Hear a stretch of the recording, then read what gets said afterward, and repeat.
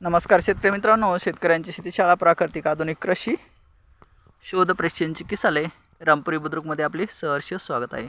शेतकरी मित्रांनो, आज आपण आहोत बळीरामजी माकोडे साहेब यांच्या गव्हाच्या प्लॉटवर आणि या गव्हाचं संपूर्ण अन्नद्रव्य व्यवस्थापन, कीट व्यवस्थापन आणि वॉटर मॅनेजमेंट केलं आहे भारती साहेबांना. खूप छान व्यवस्थापन आहे, मस्त.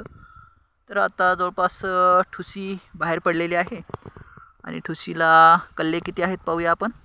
1 2 3 4 5 6 7 8 9 10 11 12 13 14 15 16 17 18 19 20 20 तर एका याच्यामध्ये सरासरी 3 गहू भरतात.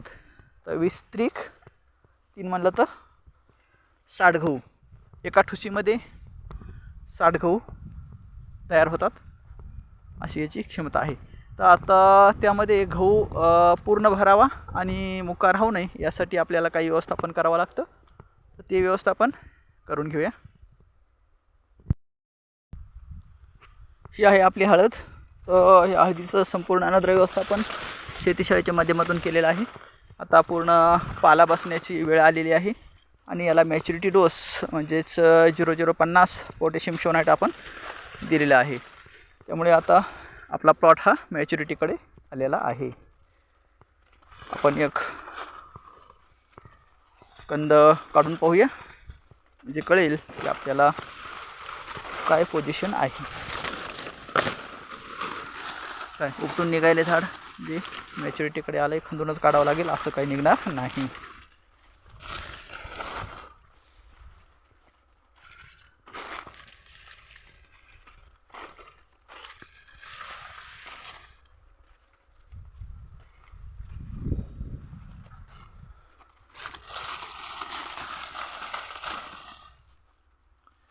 मॅच्युरिटीकडे आला आहे शेंग आणि कंद.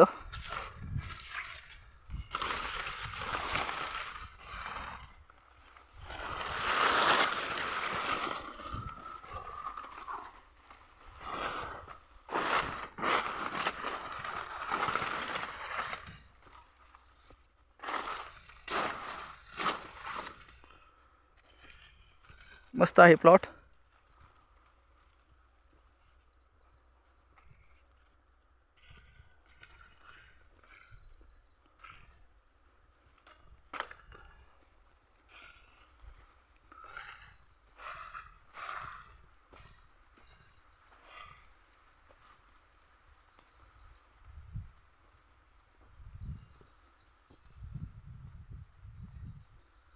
गहू पण मस्त आहे,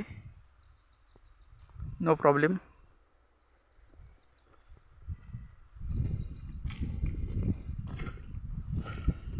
हळदीसोबत आपण अद्रक घेतली होती. त्या अद्रकीला कंद सडण जास्त झाली होती, त्यामुळे ती अद्रक लवकर काढावं लागली. त्या अद्रकीच्या रानावर काय घेतलं पाहूया.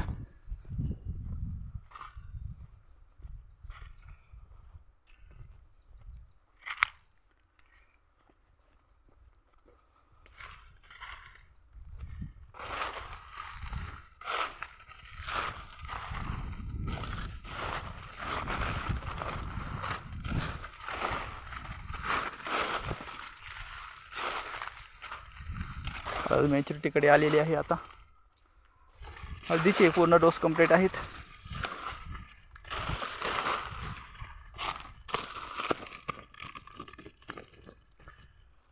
पूर्ण पाला बसलाय.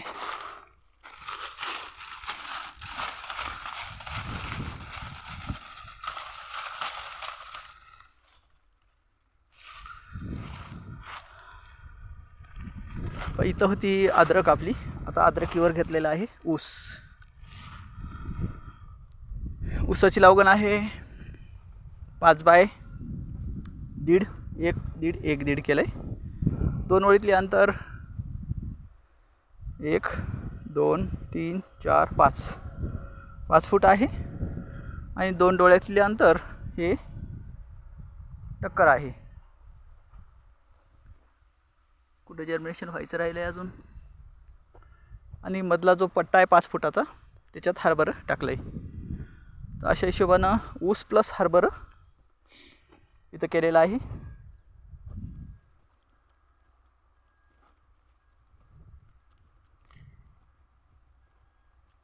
मस्त जर्मिनेशन झालेलं आहे ऊसाचं.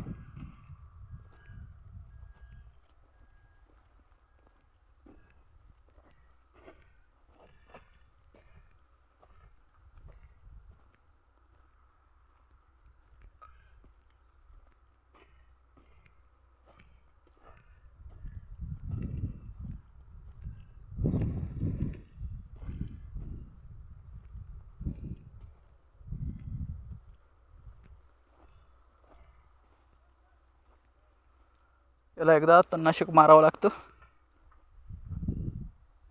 तणनाशकाचं व्यवस्थापन करून घ्यावं ही विनंती.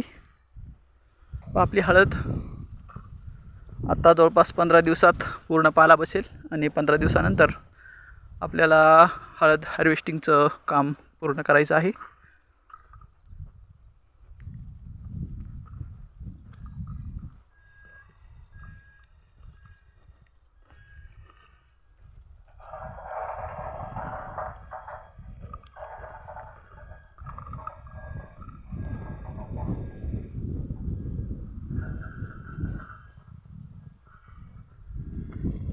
आता हे जे ऊस निघाला आहे या ऊसाला आता जवळपास पहिली ट्रेंचिंग आपल्याला घ्यायची आहे. त्याच्यामध्ये एकात्मिक अन्नद्रव्य व्यवस्थापनासाठी नॅचरल ह्युमस आपण घेऊ शकतो. त्याच्यामध्ये नॅचरल ह्युमसमध्ये आहे नत्र, स्फुरद, पालाश, कॅल्शियम, मॅग्नेशियम, सल्फर, जस्त लोह, मंगल, बोरॉन, कॉपर, मॉलिब्डेनम आणि क्लोरीन.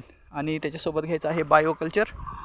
तर बायो पॉवरमध्ये आहे ॲझोटोबॅक्टर, रायझोबियम, सुरमोनो, ट्रायकोडर्मा, PSB आणि KMB हे घटक आहे.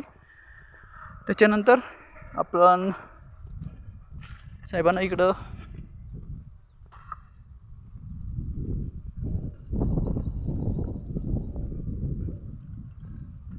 भुईमुग केलेला आहे.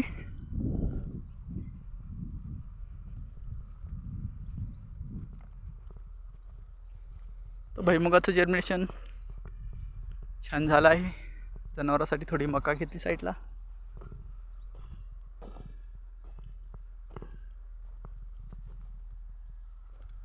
मस्त भुईमुगाचं पण व्यवस्थापन एक नंबर आहे. त्यामध्ये आता पहिलं पाणी अजून दिलेलं नाही आहे. पहिलं पाणी द्यायला आता चालू केलं तरी काय अडचण नाही. रेनगननं किंवा स्प्रिंकलरनं किंवा पाठभरणीनं आपण पहिलं पाणी देऊ शकतो. आणि पहिल्या पाण्यासोबत थोडंसं व्हेजिटेरियन ग्रोथसाठी युरिया जरी थोडा शिपला तरी चालतो. नाहीतर पाणी दिल्यानंतर आपण ह्युमसची ड्रेंचिंग पण याला घेऊ शकतो. नॅचरल ह्युमसमध्ये बरेचसे कंटेन आहेत. त्यामध्ये बायोझाईम जर घेतलं तुम्ही ते पण चालतं.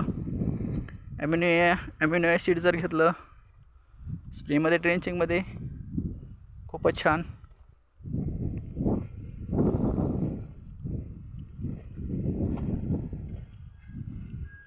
थँक्यू मित्रांनो. Wish you all the best. जय हिंद, जय भारत, वंदे मातरम.